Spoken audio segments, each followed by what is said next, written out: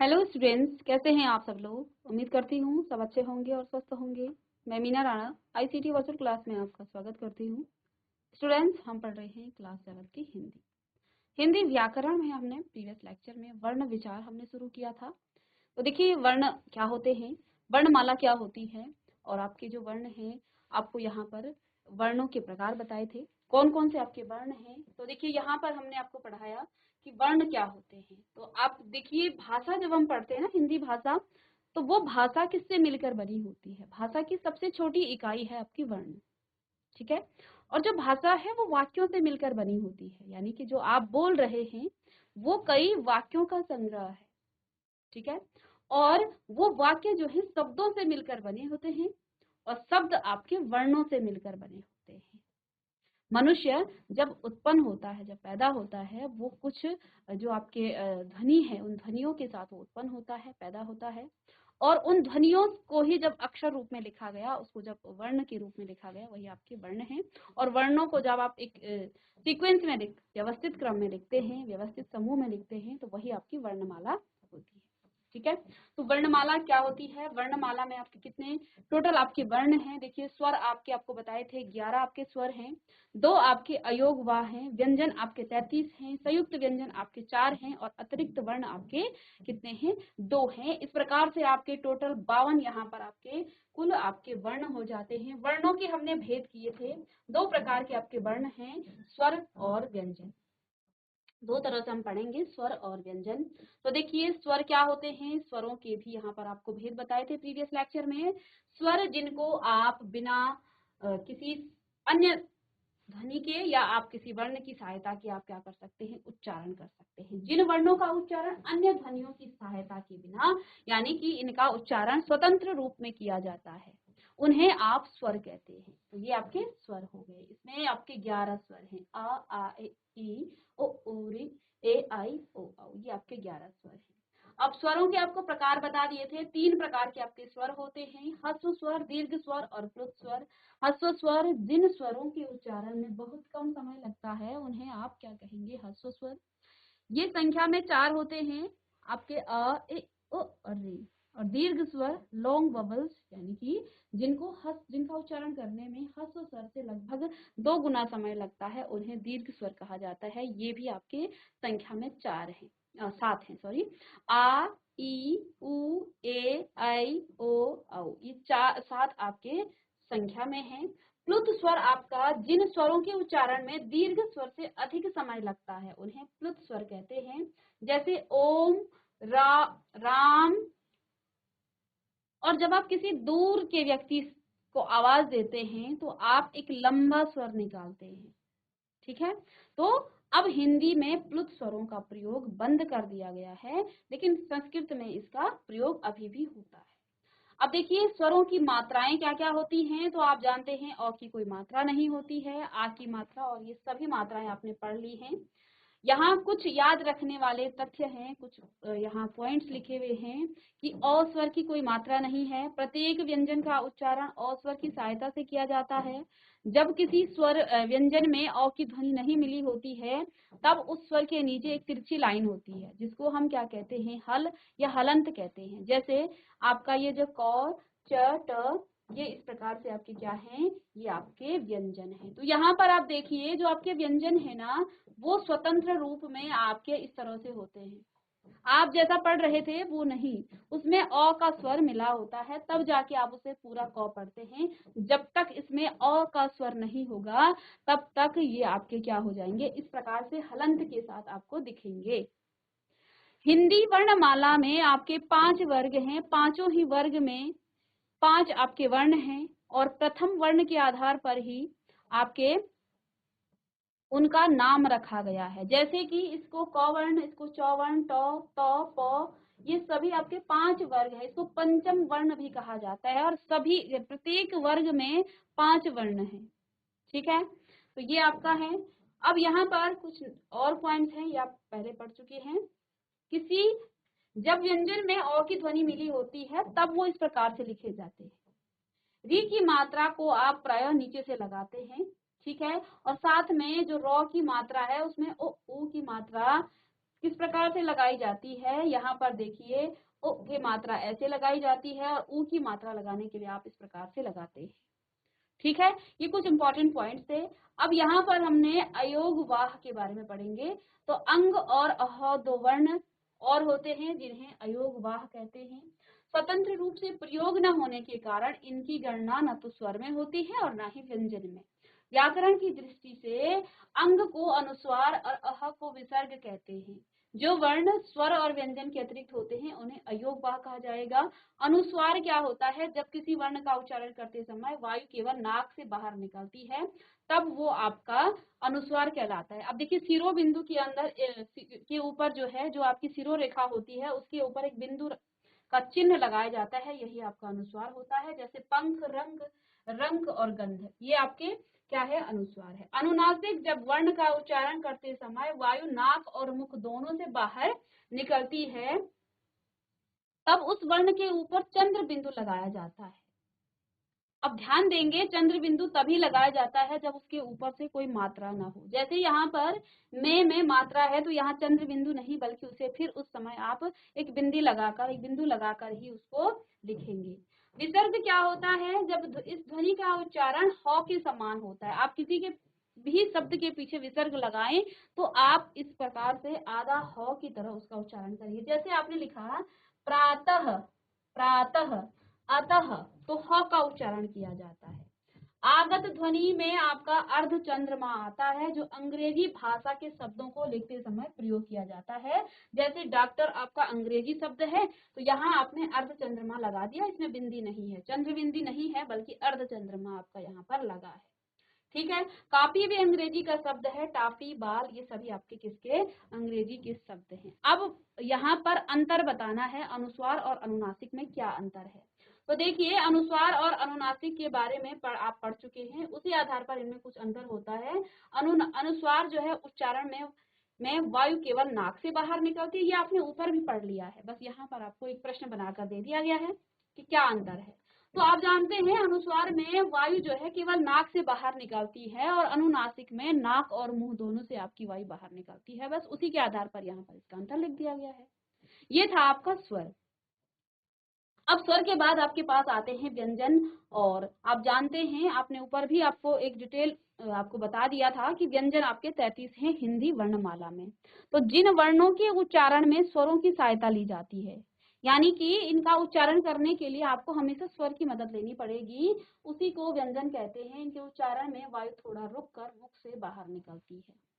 जैसे स्वर की जब आप स्वर को जब आप उच्चारित कर रहे थे तो वायु आपकी स्वतंत्र रूप से बाहर निकल रही थी, वायु कहीं भी नहीं रुक रही थी।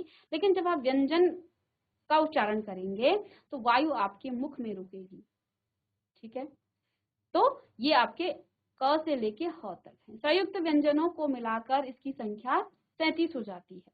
ठीक है, यदि आप इसमें 4 संयुक्त व्यंजन मिलाते हैं तो तब जाके 37 हो जाती है। अब व्यंजनों के प्रकार, के भेद, तो देखिए अलग अलग भेद हैं। भेद का मतलब एक एक व्यंजन को हम पढ़ने वाले हैं। देखिए सबसे पहले व्यंजन को जब आप उच्चारण करते हैं तो उनका स्पर्श कहाँ कहाँ हो रहा है, एक तो इसके आधार पर होता है। ठीक है, समझ रहे हो बात को। स्पर्श के आधार पर, स्पर्श क्या, आपकी जीभ आपके मुख में कहाँ कहाँ स्पर्श होती है। आप जहां से आवाज निकाल रहे हैं ये आपका कंठ है, फिर मूर्धा है, तालु है, दांत हैं, आपके होंठ हैं। तो ये सभी कहाँ कहाँ आपका किस किस वर्ण को आप जब उच्चारित कर रहे हैं तो आपके मुख से जो है में कहाँ कहाँ स्पर्श हो रही है आपकी जीभ। तो पहला है स्पर्श के आधार पर। दूसरा इसके भेद हो रखा है श्वास मात्रा के आधार पर, कि श्वास मात्रा आपकी नाक से निकल रही है, कितनी निकल रही है, अटक रुक करके निकल रही है, इसके आधार पर। और फिर है आपका यहाँ पर ऊष्म व्यंजन के, सॉरी, ठीक है। तो दो यहाँ पर भेद आपके हो गए हैं, कौन कौन से, स्पर्श के आधार पर कि आप किसी व्यंजन का उच्चारण कर रहे हैं तो स्पर्श कहाँ कहाँ करता है, श्वास मात्रा के आधार पर कि श्वास मात्रा आपकी कितनी, कहाँ, कैसे, इस प्रकार से इसी के आधार पर जो है आपका श्वास मात्रा के आधार पर भी इसके क्या किए गए हैं, भेद किए गए हैं। पहला है स्पर्श के आधार पर। तो स्पर्श के आधार पर आपका स्पर्श व्यंजन अंतःस्थ व्यंजन और ऊष्म व्यंजन, 3 प्रकार के इसके भी यहाँ पर 3 भेद हुए। सबसे पहले है स्पर्श व्यंजन। ठीक है, तो जिन व्यंजनों का उच्चारण करते समय जीभ मुख के विभिन्न भागों, अब कौन कौन से भाग आपके जीभ के अंदर हैं, आपके मुख के अंदर हैं। सबसे पहले आपका कंठ है, तालु है, मूर्धा है, दांत है और आपके ओंठ है। ठीक है, वो स्पर्श करती है, उन्हें स्पर्श व्यंजन कहते हैं। इन्हें 5 वर्गों में बांटा गया है जो इस प्रकार से है। तो 5 वर्ग यहाँ पर आपको डिटेल में बताए गए हैं। पहला वर्ग क वर्ग, च वर्ग, ट वर्ग, त वर्ग और प वर्ग। ठीक है, इसके आधार पर इसको 5 वर्गों में बांटा गया है। अब जो आपका क वर्ग है, प्रत्येक, जैसे कि ऊपर भी आपको बता दिया गया है कि प्रत्येक वर्ग में 5 वर्ण हैं। क वर्ग में क ख ग घ अंग, च छ ज झ य, ट ठ ड ढ ण, इसी प्रकार से त वर्ग प वर्ग। अब देखिए, जब आप क वर्ग का उच्चारण करते हैं, क ख ग घ अंग, आप महसूस कीजिए, बार बार उच्चारण कीजिए और महसूस कीजिए आपकी जीभ क्या कहीं स्पर्श कर रही है। क्या क ख ग घ घ अंग का स्पर्श करते टाइम, इनका उच्चारण करते टाइम आपकी जीभ किसी भी मुंह के किसी भाग से क्या वो स्पर्श कर रही है? तो आप महसूस करिए, इसको 2 से 4, 3-4 बार इसको बोलिए, फिर आप महसूस करेंगे कि आपकी जीभ कहीं भी स्पर्श नहीं कर रही है, यानी कि ये जो आवाज है ये आपकी कंठ से आ रही है। ठीक है, तो इसको हम कहते हैं कंठ। ठीक है, दूसरा आपका च वर्ग है, बहुत इंपॉर्टेंट है। च वर्ग है च छ ज झ य, च छ ज झ य। ये आपका तालु से जो है स्पर्श करता है। जब आप च वर्ग का उच्चारण करते हैं, च छ ज झ य, च छ ज झ य, च छ ज झ य। ठीक है, अब ये जो अंगा है, य है, अण है, इनमें थोड़ा बहुत अंतर है। इसको हम आगे डिटेल में पढ़ेंगे, आगे की जो क्लासेस हैं उनमें इसको ढंग से पढ़ेंगे कि और यहाँ पर इनके भी जो है और यहाँ पर अलग अलग किसको क्या कहा जाता है। तो फिलहाल तो हम वर्ग के आधार पर ही इसको पढ़ रहे हैं। ठीक है, हालांकि थोड़ा सा आपको यहाँ डिफरेंस दिखेगा, हल्का सा अंतर दिखेगा। जब आप य का करते हैं तो उसमें भी थोड़ा सा डिफरेंस आ जाता है, लेकिन हम वर्ग पूरा वर्ग के बेस पर पढ़ रहे हैं, वर्ग के आधार पर पढ़ रहे हैं, तो हमें पहले वर्ग को लेकर चलना है। ठीक है, तो यहाँ पर आप देखेंगे च छ ज झ य, च छ ज झ य, ये पूरा वर्ग है और इन वर्णों का उच्चारण करते समय आपकी जीभ आपके मुख के अंदर तालु में स्टार्ट क्या करती है, स्पर्श करती है। तो जहां भी आपकी जीभ स्पर्श कर रही है, मैं यहाँ से आपको नहीं बता सकती, तो आप महसूस कीजिए, इस वर्ग को आप 5 बार बोलिए अपने मुख से, और जिस भी भाग पर आपकी जीभ अब स्पर्श कर रही है वो आपका तालु भाग है, वो आपके मुख के अंदर तालु स्थान है, इसलिए इस वर्ग को कहा जाएगा तालव्य। तो क वर्ग को कहा जाता है कंठ्य, च वर्ग को कहा जाता है तालव्य और ट वर्ग ट ठ ड ढ ण, ट ठ ड ढ ण, ये मूर्धा पर स्पर्श करती है। आपकी जीभ आपके मुख के अंदर जो मूर्धा स्थान होगा उस पर स्पर्श करती है। अब ये आपको आप अपने अपने मुख पर जब आप उच्चारण करेंगे तो आपको महसूस होगा कि कहाँ ये स्पर्श कर रही है, तो उससे आपको पता चल जाएगा। तो ये इसको कहा जाता है मूर्धन्य। ठीक है, इसके बाद आपका त वर्ग आता है और उच्चारण कीजिए आप, एक बार नहीं 5-5 बार आप उच्चारण कीजिए, त थ द थ न। अब आप सब आपको दिख रहा है, आपके दांत की तरफ आपकी जीभ जो है स्पर्श कर रही है।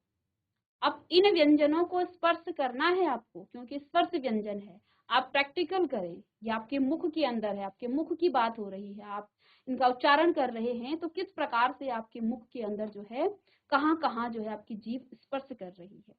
ठीक है, तो आप त वर्ग का जब उच्चारण करेंगे तो आप क्या कहेंगे, त थ द ध न, त थ द ध न। अब देखिए आपकी जीभ कहाँ स्पर्श कर रही है, तो आप महसूस करेंगे आपकी जीभ आपके दांत पर स्पर्श कर रही है। तालु और मूर्धन्य मैं आपको यहाँ ना बता करके मैं आपको बोल रही हूँ कि आप महसूस कीजिए। बस आप ये ध्यान दीजिए कि च वर्ग आपका तालु है, और जब आप च वर्ग का उच्चारण करेंगे तो जहां आपकी जीभ लग रही है वही आपका तालु है।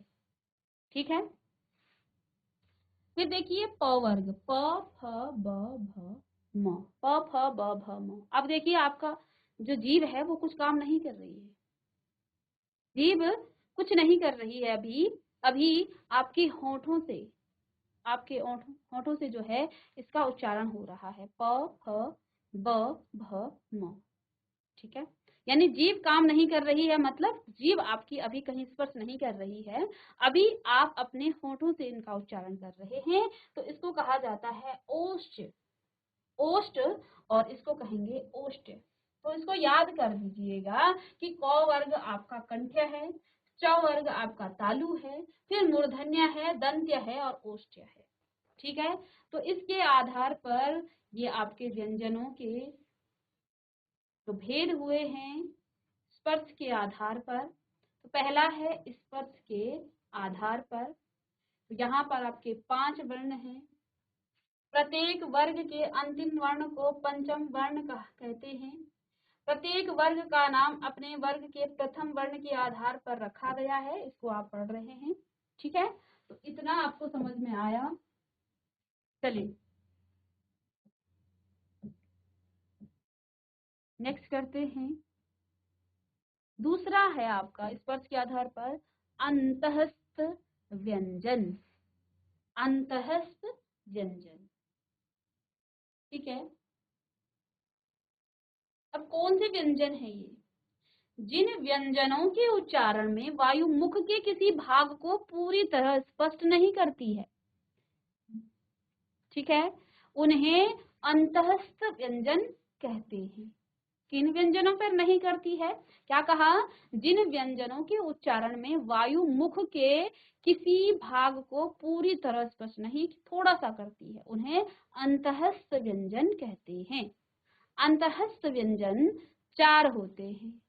कौन कौन से? य, र, ल, व। य, र, ल, व।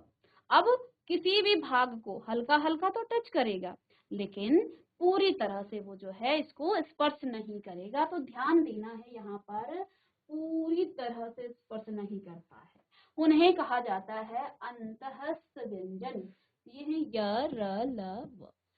ठीक है, और तीसरा प्रकार है इसका ऊष्म व्यंजन। इनको आप याद भी करेंगे। ऊष्म व्यंजन, ऊष्म का मतलब क्या होता है? गरम।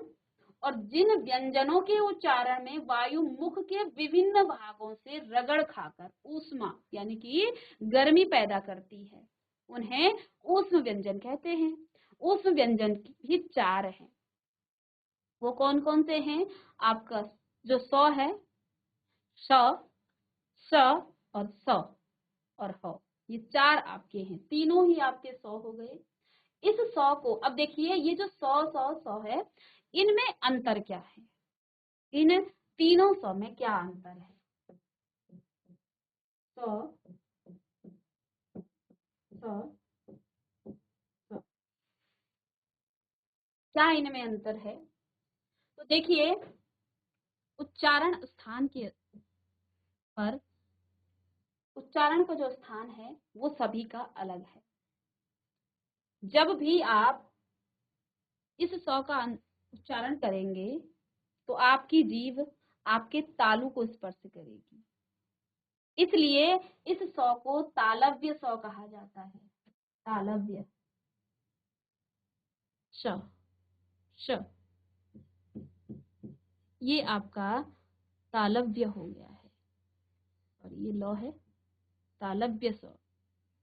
इसको कहा जाएगा मूर्धा 100, मूर्धा श। और इसको कहा जाएगा 100, ये दंत्य 100,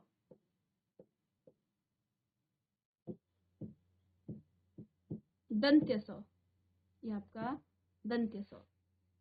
ठीक है, तो ये तालव्य 100, ये मूर्धन्य 100 और ये आपका दंत्य 100, ये 3 प्रकार के आपके यहाँ पर 100 हैं। इनके उच्चारण स्थान में परिवर्तन होने के कारण, अलग स्थान जो है अलग अलग होने के कारण जो है इनको जो है आपको ऐसा प्रतीत होता है कि ये अलग अलग है वो 100 ही, ठीक है। लेकिन उच्चारण इसका तालु में होगा, यानी कि जब आप इस स का उच्चारण करेंगे तो आपकी जीभ आपके तालु को स्पर्श करेगी, श। जब आप इस स का उच्चारण करेंगे तो आपकी जीभ आप इस श, ये श, ठीक है, तो ये आपका मूर्धा को स्पर्श करेगा, ठीक है। और जब आप इसका उच्चारण करेंगे स, तो ये आपके दांतों के मूल को, दांतों के मूल को, स, स, तो आपके दांतों का जो मूल है उसको स्पर्श करेगा। तो इनके उच्चारण स्थान में क्या होता है, अलग अलग इनका उच्चारण स्थान है, बाकी चीज वही है, सौ ये भी है, ये भी सौ है, ये भी सौ है। अगर आप सिंपल से इसको देखेंगे तो तीनों ही सौ है। तो नाम इनका क्यों रखा, आपको कई बार टीचर सिखाते हैं, तालवी सौ, मूर्धांती सौ, दांती सौ, ठीक है। तो ये तालु को स्पर्श करते हुए इसका उच्चारण किया जाता है। इसका उच्चारण मूर्धा को स्पर्श करते हुए इसका उच्चारण किया जाता है, और इसका उच्चारण दांत या दंत मूल, जो दांतों का मूल है, उसका उच्चारण जो है स्थान वहां पर है। इसलिए इन तीनों में क्या है, यहाँ पर अंतर आपको दिखता है। तो ये ऊष्म व्यंजन के अंदर आते हैं, और जब आप इनका उच्चारण करते हैं तो आप जो है मुख के विभिन्न भागों से जो है रगड़ खाकर ऊष्मा, यानी कि यहाँ पर गर्मी पैदा होती है, ठीक है। तो स, श, स और ह, इनको उच्चारण करते समय जो है यहाँ पर ऊष्मा पर एक प्रकार से जो है उत्पन्न हो रही है। तो ये आपका 4 यहाँ पर आपके वर्ण आ गए हैं या व्यंजन आ चुके हैं। इसके बाद हमने 2 आधार पर किए थे इसके, तो यहाँ पर अब दूसरा ख आ गया है श्वास मात्रा के आधार पर, श्वास मात्रा के आधार, ठीक है। तो इस श्वास मात्रा में इन 100 के बारे में भी आप पढ़ेंगे। तो देखिए यहाँ पर पहला है आपका अल्प प्राण व्यंजन, दूसरा है आपका महाप्राण व्यंजन। श्वास मात्रा के आधार पर भी आपके इसके 2 भेद हैं, व्यंजनों के 2 भेद हैं। पहला है आपका अल्प प्राण और दूसरा है महाप्राण। अब बताइए अल्प प्राण क्या हो जाता है, जिन वर्णों के उच्चारण में वायु की मात्रा कम होती है, अल्प का मतलब कम, जिन वर्णों का उच्चारण करते समय वायु की जो मात्रा है वो कम होती है, अल्प प्राण व्यंजन कहलाते हैं। हिंदी वर्णमाला के प्रत्येक वर्ग का पहला, तीसरा और पांचवा वर्ण आपका अल्प प्राण है। कौन कौन से, पहला, तीसरा और पांचवा, ये आपका अल्प प्राण के अंदर आता है। इसको आप लिख लीजिएगा, ठीक है।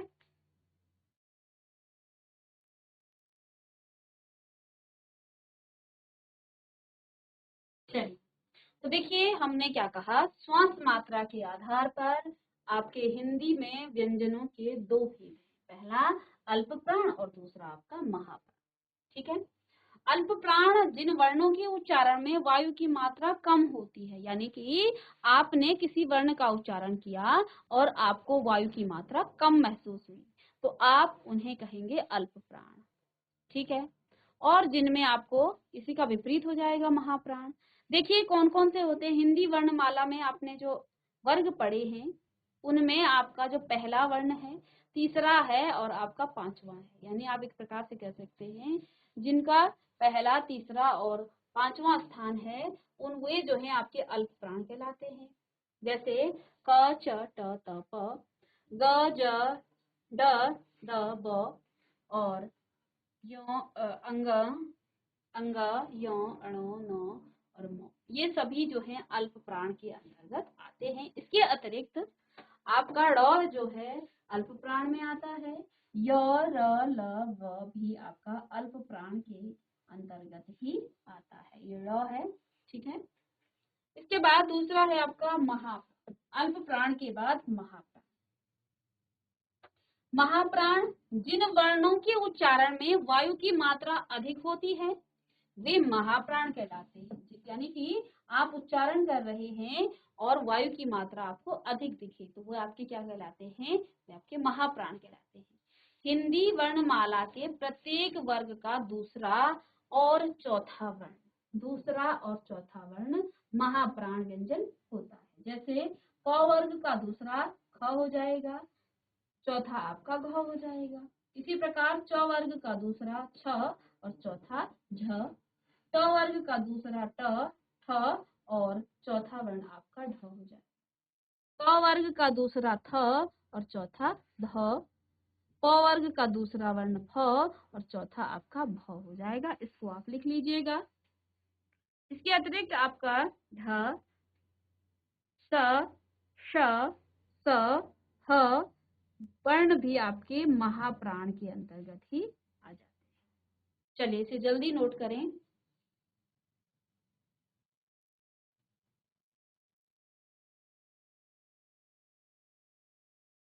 चलिए अब देखिए संयुक्त व्यंजन। जो आपके संयुक्त व्यंजन हैं वे क्या होते हैं उनके बारे में भी जान लेते हैं। तो आपके यहाँ पर चार आपके संयुक्त व्यंजनों के बारे में आपने पढ़ा। संयुक्त व्यंजन दो भिन्न व्यंजनों के परस्पर मेल से बने व्यंजन संयुक्त व्यंजन कहलाते हैं। अब आप ये मत कहिएगा अक्ष, त्र, ज्ञ ये आपका व्यंजन में आएगा, ये आपके व्यंजन में नहीं आते हैं, क्योंकि ये दो अलग अलग व्यंजनों के मेल से बने होते हैं। यानी कि यहाँ पर दो व्यंजन आपस में मिल करके एक सिंगल व्यंजन बनाते हैं। जो अक्ष है वो आपका क और श के मेल से बना होता है, इसलिए इसको संयुक्त व्यंजन कहा जाता है। दो व्यंजनों के आपसी मेल से क धन जो आपका श है ये मिलकर के अक्ष बनाते हैं। ठीक है, त धन र त्र हो जाता है, त और र के मेल से क्या हो जाता है, त्र हो जाता है। ठीक है, त धन र त्र हो जाता है। उसके बाद ज आधा है ये हलंत की तरह, ज हलंत लगा हुआ है आधा ज, ज धन यो आपका ज्यो हो जाता है। ठीक है, और इसी प्रकार से श धन र आपका श्र हो जाता है। तो इसको आप जल्दी नोट करें। तो इनको आप संयुक्त व्यंजन क्यों कहते हैं? पहली बात, ये तो दो अलग अलग व्यंजनों के मेल से बनता है। ठीक है, तो अलग अलग व्यंजनों के मेल से बनता है, इसलिए इसे हम क्या कहते हैं, संयुक्त व्यंजन इसको कहते हैं। चलिए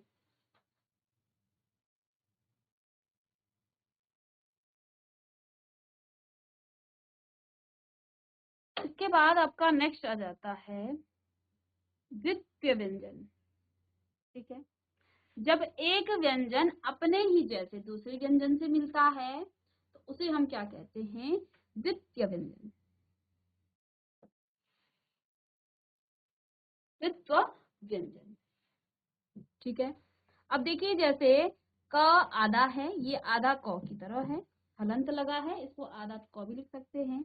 ये पूरा क से जब मिलता है तो इसको आप पूरा इस प्रकार से लिखेंगे, आधा क और पूरा क। ठीक है, तो जैसे यहाँ पर पक्का, छक्का ये शब्द आप देख पा रहे हैं, तो ये कहलाते हैं आपके द्वित्व व्यंजन। ठीक है, इसी प्रकार से च, जब च से आधा च और च हो जाता है तो कच्चा, बच्चा ये शब्द आ जाते हैं। ज और पूरा ज मिलता है तो आधा ज और पूरा ज यानी कि छज्जा, मज्जा। इसी प्रकार से आधा ट और पूरा ट तो कट्टा, सट्टा, त और आधा त छत्ता, सत्ता, नौ और आधा नौ छिन्न और भिन्न। ठीक है, तो यहाँ पर आप देखिए इन व्यंजन में पहला आपका जो व्यंजन है वो आपका स्वर रहित है और दूसरा आपका स्वर सहित है। ठीक है, स्वर रहित यानी कि जिसमें हलंत लगा हो उसको स्वर रहित व्यंजन कहें। चलिए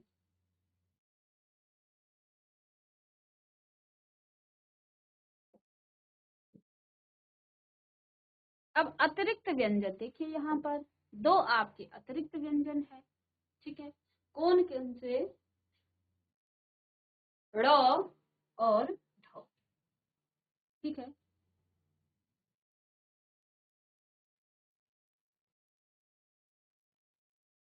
यहाँ देखिए जिन व्यंजनों का उच्चारण करते समय जीवा जो है ऊपर उठकर मूर्धा को स्पर्श करती है। ठीक है, तुरंत नीचे गिरती है, उसे अतिरिक्त व्यंजन कहा जाता है। आपने कहा ड़, ड़, अब उच्चारण करें र, फिर ढ, ढ, ठीक है। तो देखिए जैसे आप पेड़ लिख रहे हैं, सड़क लिख रहे हैं, रगड़ लिख रहे हैं, देखिए ये आपका ड है और ये आपका क्या है, ड़ है, ठीक है। पहाड़ लिख रहे हैं तो ये आपका क्या है, ड़ से बने हुए कुछ शब्द हैं। ऐसे ही गढ़, ढ बोलते हैं इसको, ढ, ठीक है। बुढ़िया, कढ़ाई, बाढ़, ठीक है, बाढ़, तो ये आदि शब्द ढ से बने हुए शब्द हैं, ठीक है। इसके बाद देखिए संयुक्ताक्षर में जब एक स्वर रहित व्यंजन अन्य स्वर सहित व्यंजन से मिलता है तो उसे संयुक्ताक्षर कहा जाता है। जैसे यहाँ क का त के साथ मिलाया गया है तो यहाँ वक्त संयुक्त आधा क और त है, स्वाद, स्वाधीन, इसको कहते हैं संयुक्ताक्षर, ठीक है। इसके बाद एक इम्पॉर्टेंट यहाँ पर रॉ का किस प्रकार से आप संयोग करते हैं, रॉ को आप किस प्रकार से आप रॉ का जो है प्रयोग करते हैं। तो पहला है आपका यहाँ पर रॉ का प्रयोग जब आप इस प्रकार से करते हैं, लाइन पर इस तरह से। तो जब रॉ जो है स्वर रहित होता है, जिसे रैफ भी कहते हैं, तब यह अपने से आगे वाले वर्ण के ऊपर लगाया जाता है। देखो स्वर रहित है तो ऊपर लगाया गया। सूर्य में यहाँ रॉ जो है इससे पहले लगा, यहाँ ऊपर है लेकिन उच्चारण इसका पहले होता है, ठीक है,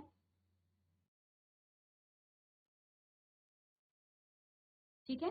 तो इसके बाद का जो क्या होता है, मर्द, इसके बाद का जो वर्ण है उसके ऊपर लग गया। धर्म मो के ऊपर लग गया।